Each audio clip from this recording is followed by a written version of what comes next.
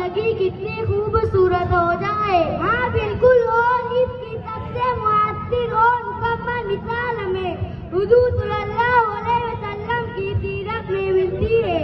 آپ کا ہر عمل ایک مکمل کردار اور علم دلی کا آئینہ ہے. مجھے کتاب میں سے ایک واقعہ یاد آتا ہے جب آپ صلی اللہ علیہ وسلم اپنے دشمنوں کے لیے بھی دعا کرتے ہیں. طائف میں جب آپ کو پتھر سے زخمی کر دیا گیا تو آپ نے دعا نہیں دی بلکہ فرمایا, اے اللہ میری قوم کو ہدایت دے, یہ جانتے نہیں.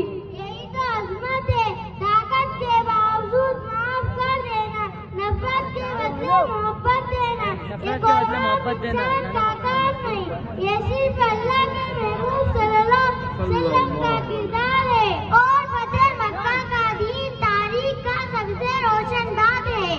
آپ صلی اللہ علیہ وسلم کے سامنے وہ لوگ کھڑے تھے جنہوں نے آپ کو اپنے وطن سے نکالا, آپ کے ساتھیوں پر ظلم کیے, مگر